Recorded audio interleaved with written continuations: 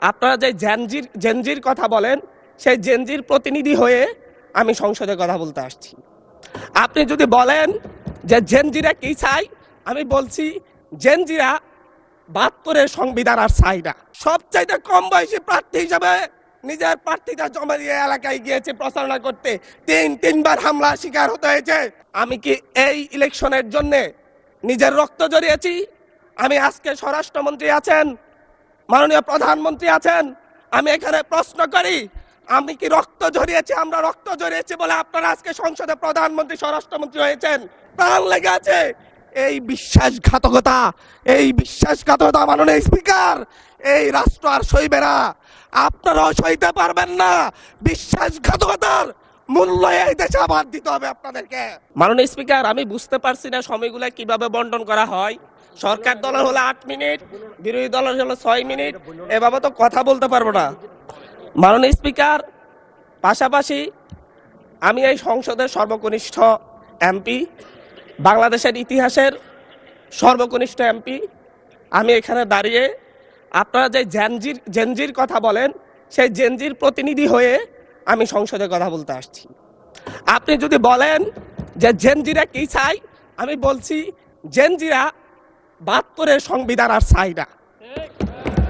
আপনি যদি বলেন জেনজিরা কি চাই, আমি বলতে এসেছি জেনজিরা এটাই চাই, স্বাধীনতার ৩০ বছর পরে জন্ম নিয়ে আমার মতো যারা সন্তানরা রয়েছে তারা কেন ভোটাধিকার পাই নাই, তার জবাব চাই। আমরা তো স্বাধীন বাংলাদেশে জন্ম নিয়েছি মাননীয় স্পিকার। আমাদের কি ভুল ছিল? আমরা তো নতুন মানচিত্র পেয়েছি, আমরা তো নতুন পতাকা পেয়েছি, আমরা নতুন সীমানা পেয়েছি। আমাদের পূর্বপুরুষরা 1971 সালে রক্ত দিয়ে আমাদের জন্য একটি নিরাপদ বাংলাদেশ গড়তে চেয়েছেন, কিন্তু আমরা কি সেই নিরাপদ বাংলাদেশ পেয়েছি? আমরা কি সেই নতুন বাংলাদেশ পেয়েছি? আমরা তো সেই নতুন বাংলাদেশ মাননীয় স্পিকার পাই নাই। 71-এ 30 লক্ষ মানুষ শহীদ হয়েছে, জীবন দিয়েছে, তাদের পরবর্তী সন্তানরা যেন নিরাপদ বাংলাদেশে ভোটাধিকার পায়, যেন রক্ষী বাহিনী না হয়, যেন ভোটাধিকার পায়, যেন আবার দুর্ভিক্ষ না হয়। কিন্তু আমরা কি দেখেছি? আমরা দেখেছি বাংলাদেশে দুর্ভিক্ষ হয়েছে। 1973 সালে ভোট চুরি হয়েছে। আমরা দেখেছি তার পরবর্তী সময়ে শহীদ প্রেসিডেন্ট জিয়াউর রহমান বাংলাদেশকে অর্থনৈতিকভাবে, রাজনৈতিকভাবে, গণতান্ত্রিকভাবে বাংলাদেশকে পুনরুদ্ধার করার জন্যে উনি অটল ভূমিকা রেখেছেন। উনি আমার দ্বীপ হাতিয়াতে 3বার গিয়েছেন। আমি যেদিকে তাকিয়েছি, আমার এই বেড়িবাঁধ কে করে দিয়েছে? মেজর জিয়াউর রহমান। আমার এই খালকে খনন করে দিয়ে গেছে মেজর জিয়াউর রহমান। তারপরে এরশাদ এসেছে, বেগম জিয়া এসেছেন।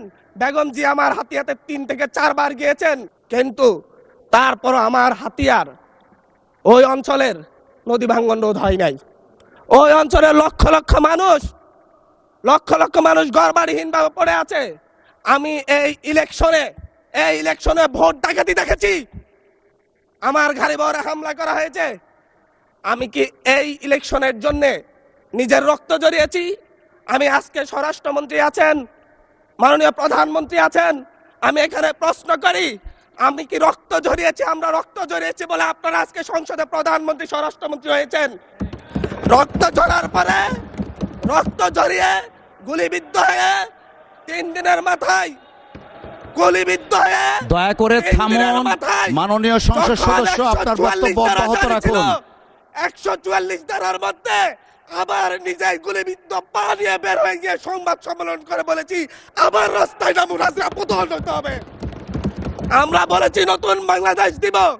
আমরা নতুন বাংলাদেশ আবার প্রতারণার রাজনীতি দেখতে চাই না, প্রবঞ্চনার রাজনীতি দেখতে চাই না। যেই গণভোটের পক্ষে আমাদের মাননীয় প্রধানমন্ত্রী প্রচারণা চালিয়েছেন, যে আদেশের পক্ষে মাননীয় সরকার দলীয় সংসদ সদস্যরা প্রচারণা চালিয়েছেন, আজকে এখানে সেই কারণে এটা নিয়ে আবার দীর্ঘ আলোচনা হতে হবে। আমরা 90-এর গণঅভ্যুত্থানের কথা বলে যাই নাই। 3 জোটের রূপরেখা হয়েছে, বাংলাদেশ গণতান্ত্রিক ভাবে উত্তীর্ণ হবে কথা দেওয়া হয়েছিল, কিন্তু 94 সালের মাগুরার নির্বাচন কারা আয়োজন করেছিল? কারা 94 সালে মাগুরার নির্বাচন আয়োজন করেছিল? আজকে আবার এই সংসদে দাঁড়িয়ে আবার এমন একটা ব্যবস্থা নিয়ে যাচ্ছেন আরেকবার যে মাগুরার নির্বাচন আয়োজন করবেন না, এর নিশ্চয়তা কে দিবে? এর নিশ্চয়তা কে দিবে? আমি আমি আমার সবচাইতে কম বয়সী প্রার্থী হিসাবে নিজের প্রার্থীটা জমা দিয়ে এলাকায় গিয়েছি প্রচারণা করতে। তিনবার হামলা শিকার হতে হয়েছে। আমি সংসদ সদস্য হিসাবে এলাকায় গিয়েছি, সেই জায়গায় আমার উপর হামলা করেছে, সরাসরি ভিডিওতে দেখা গিয়েছে। অস্ত্র নিয়ে, দেশীয় অস্ত্র নিয়ে আমাকে কোপাতে আসা হয়েছে। তারা কারা? ওরা তো তারাই যাদের প্রত্যেকের হাতে বিএনপি দলীয় নেতা কর্মীদের রক্ত লেগে আছে, প্রাণ লেগে আছে। এই বিশ্বাসঘাতকতা মাননীয় স্পিকার, এই রাষ্ট্র আর সইবে না। আপনারাও সইতে পারবেন না। বিশ্বাসঘাতকতার মূল্য এই দেশে আবার দিতে হবে আপনাদেরকে। আপনারা যারা আপনাদের ভাইদের রক্ত জড়িয়েছে, খুন করেছে, খুনের মামলা আছে, তাদেরকে আবার পুনর্বাসিত করে আমাদেরকে খুন করার জন্য লেলিয়ে দিচ্ছেন। চট্টগ্রাম থেকে এক সাংগঠনিক নেতাকে পাঠিয়েছে অস্ত্র সহ আমাদের লোকজনের উপর হামলা করতে। ভোটের দিন সকালবেলা থেকে প্রত্যেকটা ভোট কেন্দ্রে অস্ত্র দিয়ে মহড়া দিয়েছে। 30টা ভোট কেন্দ্রে এনসিপির প্রার্থী, বিএনপি দুজন বিদ্রোহী প্রার্থী সহ কারো এজেন্টকে ঢুকতে দেওয়া হয় নাই। এটার জন্য কি আমরা আমাদের রক্ত জড়িয়েছি? মাননীয় স্পিকার, ইলেকশনের একদিন পরে আমাকে আর 1 মিনিট বাড়িয়ে দিবেন মাননীয় স্পিকার, 1টা মিনিট।